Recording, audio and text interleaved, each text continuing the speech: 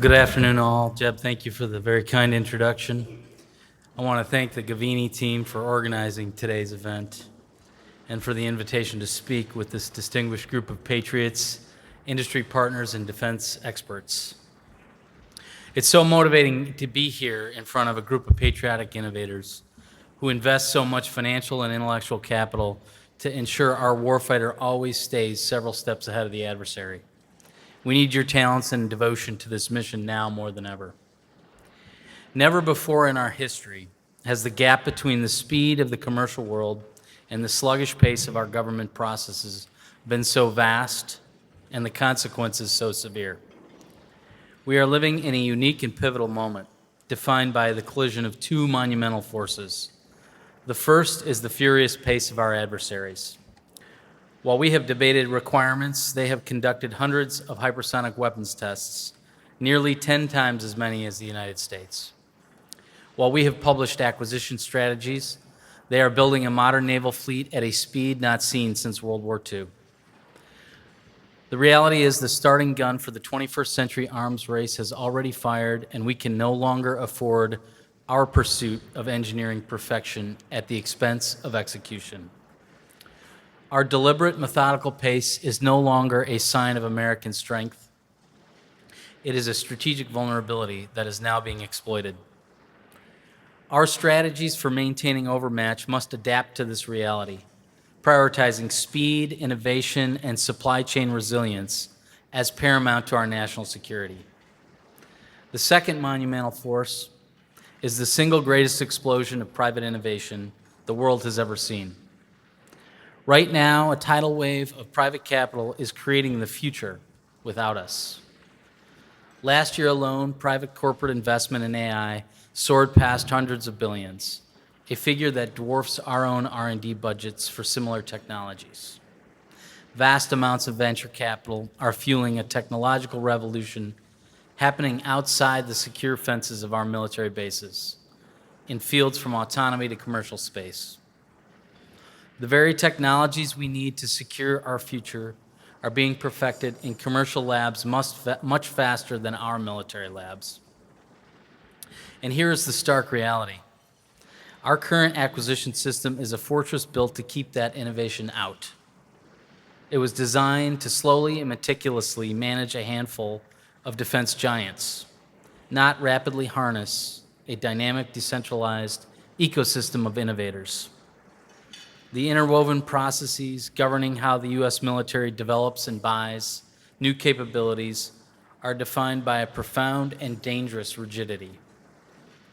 The PPBE system locks the Department of War into a multi-year budget cycle, making it difficult to redirect funds swiftly toward emergent threats and groundbreaking technologies that appear after plans were set in motion. This inflexibility has until recently been compounded by the lengthy and bureaucratic requirements process, formerly known as the JSIDs, which often locks in detailed specification years in advance, risking the delivery of systems already obsolete upon arrival. And our acquisition system has evolved over decades into a slow, linear, and risk-averse apparatus where delivering capability can take a decade from a program start. Once a program is established, the institutional momentum takes over and there is little incentive and few mechanisms for our acquisition leaders to pivot. This collective inertia creates a valley of death where promising technologies fail for lack of internal champions and timely funding, stifling competition by deterring agile commercial firms and hindering the nation's ability to keep pace with the rapidly changing technological and threat landscape. So we find ourselves caught. Our adversaries are moving at lightning speed, while the solutions we need are flourishing just beyond our grasp, locked out by our own bureaucracy. That is why I believe we are here today. We stand at a historic crossroads. In this unique moment, we have a generational opportunity and a moral obligation to dismantle the slow, risk-averse bureaucracy of the past and build an acquisition system that delivers capabilities at the speed of relevance. We have the most brilliant engineers, the most dedicated program managers, the most innovative entrepreneurs, and the most patriotic industry partners in the world. But we have shackled them to a system designed for a different century, a system designed to win a Cold War that ended 30 years ago. For too long, we have treated time as a free resource, as if the deliberate, methodical, and painfully slow pace of our acquisition cycle was a sign of rigor, not a symptom of risk. We were wrong. Time is our most critical, non-recoverable resource in the 21st century. Every day we spend in a requirements review, every month we waste in a source selection, every year a program slips to the right, is a day, a month, a year that we have handed a strategic advantage to our adversaries. Our competitors are not playing by our rules. They do not have a 500-page instruction manual for acquisition. They operate in tight, iterative cycles of design, build, test, and field. They are learning, adapting, and deploying new capabilities in the time it takes us to approve the PowerPoint slides for a Milestone B review. Let's be brutally honest. The cost of this delay is not measured in dollars. It's measured in deterrence lost. It's measured in strategic options forfeited. We have convinced ourselves that the greatest risk is a failed test or a program that doesn't meet every single one of its 1,000 requirements. We have institutionalized a culture where the fear of failure outweighs the urgency of the threat. The result? We are being outpaced not by a lack of innovation, but by a surplus of caution. But it does not have to be this way. I ask you to imagine a different future. Imagine a system built not for caution and compliance, but for speed and outcomes. Imagine an arsenal of freedom built by acquisition agility. What would it look like? First, it's a system of empowered program managers, selected leaders with grit and vision, and we treat them like mission commanders. We give them lean, dedicated expert teams, budget authority, and the top cover to make rapid, informed decisions. We tell them, this is the warfighter's problem. Here are your authorities and resources. Go solve it. We trust you.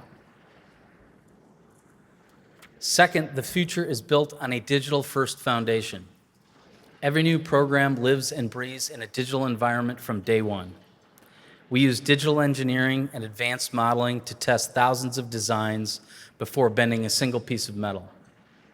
We build processes and workflows to enable rapid-fire, fully informed decisions that leverage curated, real-time, continuous data streams and artificial intelligence to move at the speed of electrons, not Pentagon packages and PowerPoint deck development. Our systems are built on open architectures with software that is as easy to update as an app on your phone. And we stop thinking in 10-year modernization cycles and start thinking in 10-day software sprints. Third, in this future, we forge a true partnership with industry. We tear down the walls that keep the most innovative companies in America away from the nation's biggest challenges. We create and fully utilize rapid, simple contracting pathways to bring in non-traditional tech firms. Our industrial base becomes a dynamic ecosystem of innovation, not a rigid hierarchy of prime contractors. We want the best ideas, the best people, and the fastest work, not just the lowest bid. And finally, we fundamentally shift our mindset from writing requirements to defining problems. Instead of handing industry a 500-page technical document that presumes we know the answer, we present the warfighter's problem. We need to be able to see and communicate in a denied environment. We need to defeat a swarm of autonomous drones. We need to deliver supplies to a distributed force under constant threat. Then we challenge the brightest minds in this room and across the nation, in our labs, our startups, and our commercial and defense corporations alike, to compete on a level playing field to solve our hardest problems. We unleash innovation instead of constraining it. Harnessing this power requires more than just better contracts.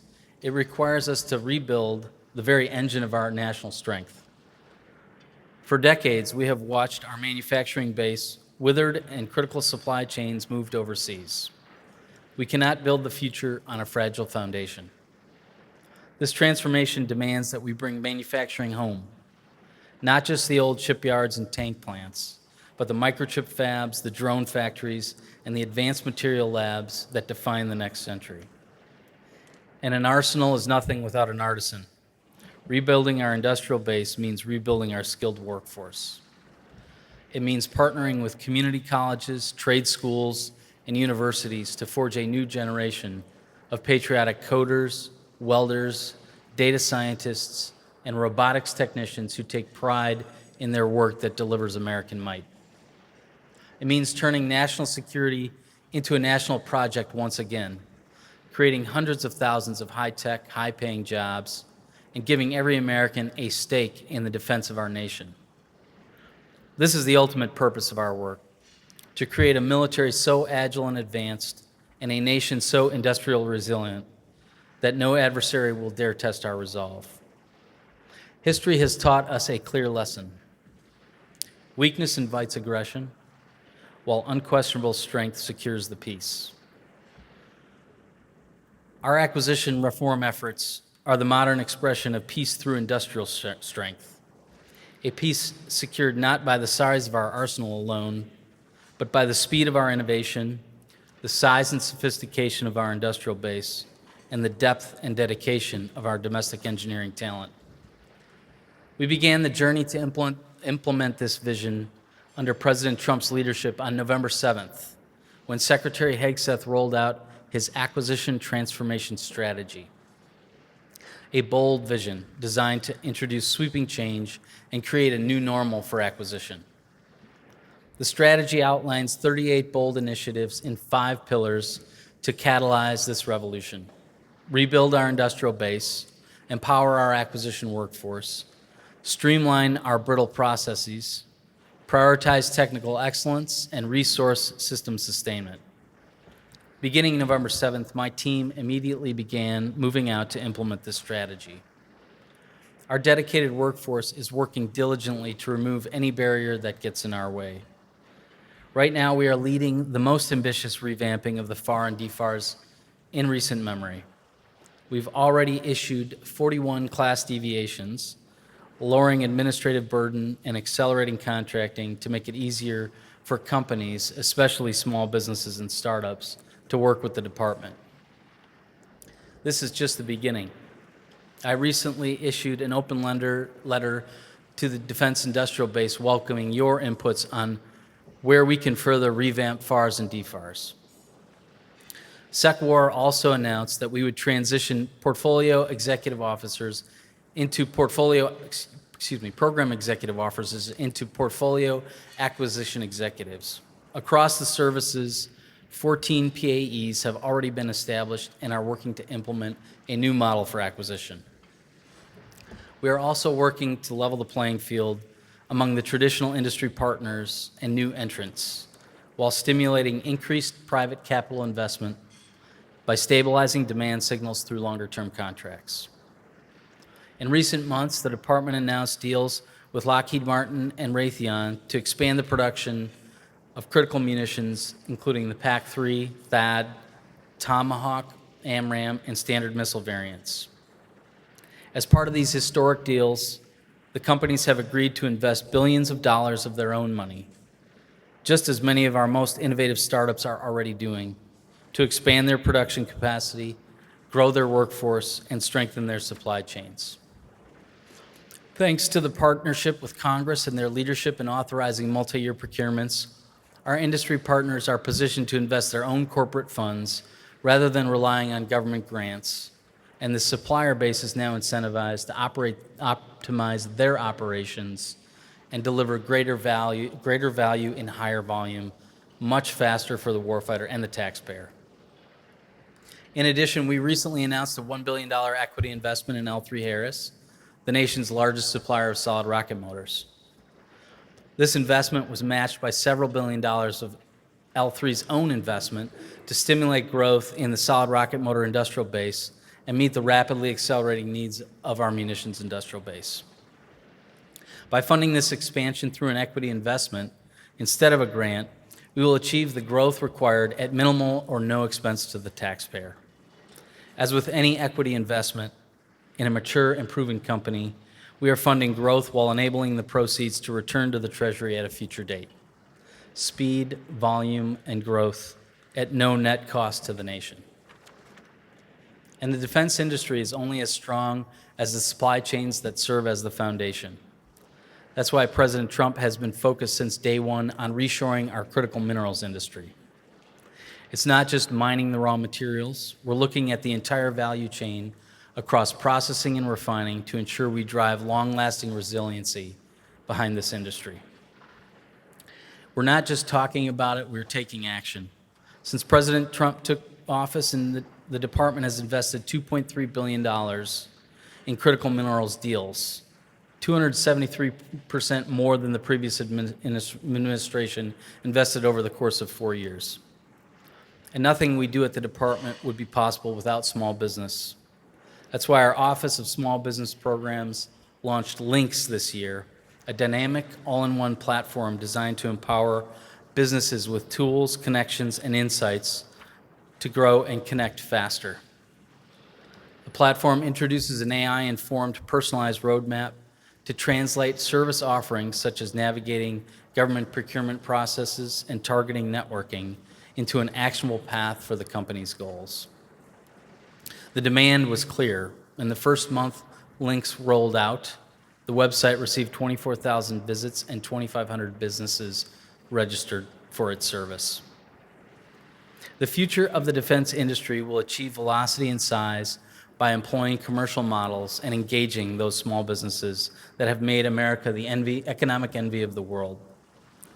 We are laser focused on strengthening how we manage foreign military sales through President Trump's America First arms transfer strategy, building a sales catalog to proactively broadcast priorities for our arms sales to our allies and partners, while also driving wasteful and excessive schedule out of our FMS process. The recent movement of the Defense Security Cooperation Agency and the Defense Technology Security Administration under my office in Acquisition and Sustainment will ensure our work to grow and revitalize the defense industrial base is driven by the needs of our partners and allies as well as our own, and maximizes foreign sales opportunities for traditional and non-traditional defense companies alike. All of this is not a fantasy. Every element of this vision is possible. We have the technology and the talent, and we just need the will. And that starts with all of you in this room. The reform we need will not come from a new law passed by Congress or another memo from the Pentagon. Our leaders have delivered the direction and mandate to start this movement. Now change must come from the grassroots. It is not in the form of a memo, it is a movement, and you are among its leaders. We are creating a culture in the Pentagon acquisition system that celebrates intelligent failure. I want to see prototypes that don't work. I want to see tests that fail spectacularly. Why? Because a failed prototype is not a wasted effort. It's tuition paid on the path to victory. It's a lesson learned faster and cheaper than if we had waited 5 years to design all the risk out before the first test was even attempted. We must test, learn, fail, and learn again faster than anyone else on the planet. The job of our acquisition professionals is no longer just to manage a process. Our mission is to be a connector, to serve as the critical link that connects the warfighter's problem to the innovator's solution with the least possible friction. Our mission to reduce that pathway is to shorten that as much as possible, to remove every obstacle, every toll booth, every delay that stands between a good idea and getting in the hands of the warfighter. Every participant in this revolution must lead from where they are. The change will not come from a general or a senior executive's order to change. The revolution we need will happen program by program, company by company, decision by decision, meeting by meeting. It will be led by the engineer who designs for modularity, the contracting officer who finds a creative way to partner with the startup, the program manager who defends their team for taking a smart risk. We are motivating the leaders who will inspire their teams to create this new reality. So I'm asking for your assistance to be bold and challenge the status quo. To break this cycle of inertia, leaders at every level must become agents of change, pushing the boundaries of their respective roles. Company CEOs must shift their focus from maximizing short-term profits on legacy programs to championing long-term strategic partnerships with the government. This means investing in internal research and development for dual-use technologies, expanding production capacity, and empowering their teams to propose innovative, even disruptive solutions. Engineers, in turn, must resist the temptation to gold-plate designs and instead embrace a culture of rapid, iterative development focused on delivering a minimum viable capability quickly and then improving it based on operator feedback. Government program leaders must demonstrate true courage by leveraging every available tool to accelerate timelines, from other transaction authorities to software acquisition pathways, and by rewarding both their internal teams and industry partners for speed and ingenuity. We must take risk and reward risk takers, and it will require a united effort to prioritize adaptability over rigid adherence to process, ensuring the warfighter receives the most relevant and effective tools at the speed of need. Let us leave here today with a renewed commitment, a commitment to our nation and the warriors who defend it, a commitment to slash the timelines, to break the bureaucracy, and to honor the courage of our warfighters with the urgency of our work. Let's build a system that doesn't just equip them to fight, but equips them to win at extraordinary speed. The future fights fast, and so must we.